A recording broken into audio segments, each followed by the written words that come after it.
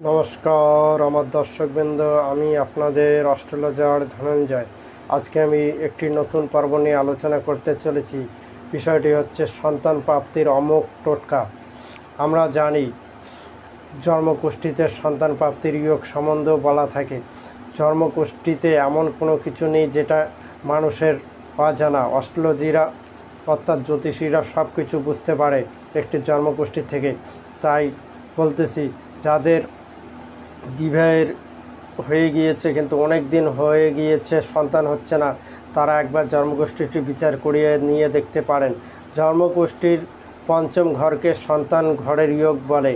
যদি পঞ্চম ঘরে শনি কিংবা অন্য কোনো খারাপ গ্রহ রাহু কেতু এগুলো যদি বসে থাকে তবে সন্তান হতে একটু বিলম্ব হয়। এছাড়া এখানে যদি কোনো খারাপ গ্রহের দৃষ্টি পড়ে তবে সন্তান হতে বিলম্ব হয়। শনি বসে থাকলে সব থেকে সন্তান হতে খুব দেরি হয়, এমনকি সন্তান হতেই চায় না কোনো কোনো সময়। এছাড়া সূর্য বসে থাকলেও কোনো কোনো সময় অগ্নিচাপে সন্তান গর্ভস্থলটি নষ্ট হয়ে যায়, তাই সন্তান হতে চায় না। কিন্তু ঈশ্বরের কৃপা হলে সমস্ত বাধা বিপত্তি নাশ হয়ে আবার মানুষের মুখে হাসি ফুটতে পারে। মানুষের জীবনে সন্তান এক অমূল্য সম্পদ। যার জীবনে কোনো সন্তান নেই তার জীবনে সুখ স্বাচ্ছন্দ্য নেই। সে যতই কাজ করুক এবং যতই অর্থ উপার্জন করুক, সন্তান না থাকলে তার জীবনের আসল ধনটিই নেই। তাই আজকে আমি সন্তান প্রাপ্তির অমুক টোটকা সম্বন্ধে বলবো, যে টোটকাগুলি করলে আপনি সফলতা পাবেন এটি নিশ্চিত বলা যায়। অস্ট্রোলজিতে অনেক অনেক বাধা বিপত্তি নাশের উপায় আছে এবং তন্ত্রমন্ত্রতেও অনেক বিষয় জানার আছে যা মানুষের কল্যাণ করতে পারে। সন্তান প্রাপ্তির অমুক টোটকার প্রথম টোটকাটি হলো, যার সন্তান হয় না তার স্বামী যদি তার স্ত্রীর জন্য পলাশ ফুল গাছের পাতা সংগ্রহ করে নিয়ে এসে দেয় এবং সেই পাতার রস যদি তার স্ত্রীকে রোজ খাওয়ায় জলের সঙ্গে, তাহলে তার সন্তানের যোগ চালু হয়ে যাবে এবং গর্ভস্থলে সন্তান প্রাপ্তি হবে এবং তার জীবনে সুখ স্বাচ্ছন্দ্য চলে আসবে। এবং দ্বিতীয় উপায়টি করতে পারে, স্বামী স্ত্রী দুজনে মিলে একটি নার্সারিতে গিয়ে একটি পেয়ারা গাছ কিনে নিয়ে আসতে হবে। সেই পেয়ারা গাছটি এক দামে কিনতে হবে। পেয়ারা গাছটি নিয়ে এসে দুজন মিলে একসঙ্গে মাটিতে গর্ত করে গাছটি লাগাতে হবে এবং গাছটির খুব যত্ন করতে হবে।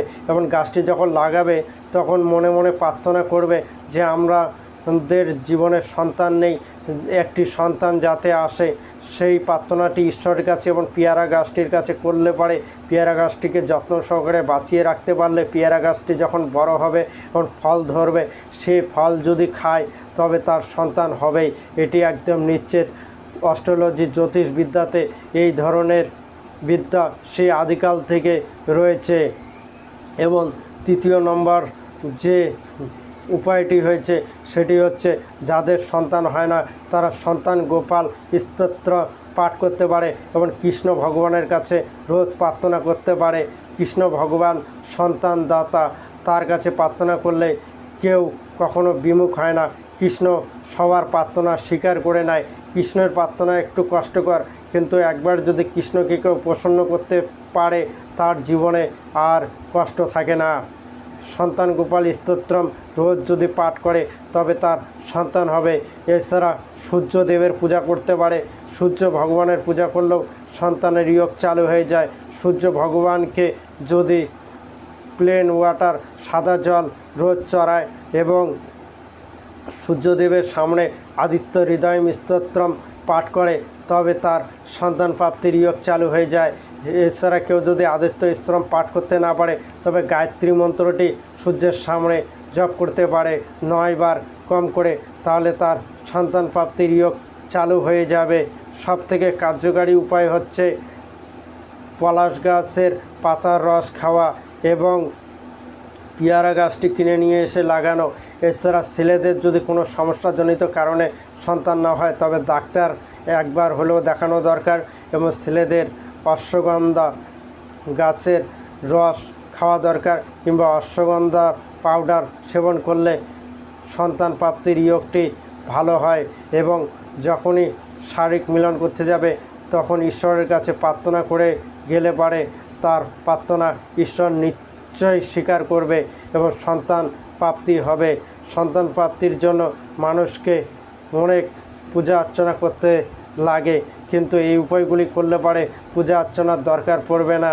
তারা যদি মনোযোগ সহকারে কাজটি করে এবং কাজটিতে আশাবাদী থাকে তাহলে কাজ হবেই। কারণ বিশ্বাসে বস্তু মেলে, তর্কে মিলে বহুদূর। কথায় আছে বিশ্বাস করলে তবেই বস্তু মিলবে। তাই আমি বলছি বন্ধুগণ, এই কাজটি সুন্দরভাবে বিশ্বাসের সঙ্গে করে দেখুন, তোমাদের সফলতা পাবেই। এবং সফলতা পেলে আমাকে কমেন্ট বক্সে কমেন্ট করে জানাবেন এবং আমার ভিডিওটি ভালো লাগলে লাইক সাবস্ক্রাইব করবেন এবং নতুন কেউ হলে চ্যানেলটিতে সাবস্ক্রাইব তো অবশ্যই করবেন, যাতে পরবর্তীতে আরও সুন্দর ভিডিও দেখতে পারেন। এবং কেউ যদি জন্মকুষ্ঠি বিচার করাতে চান আমার সঙ্গে যোগাযোগ করতে পারেন। আমি তার জন্মকুষ্ঠিটি পুরোপুরি সম্পূর্ণ ফ্রিতে দেখে দেব, এটুকু আমি বলে দিচ্ছি। এবং কেউ যদি রত্ন কিনতে চান আমার সঙ্গে কন্ট্যাক্ট করতে পারেন। আমি তার জন্মকুষ্ঠি দেখে কী রত্ন ধারণ করতে হবে সেটিও বলে দেব।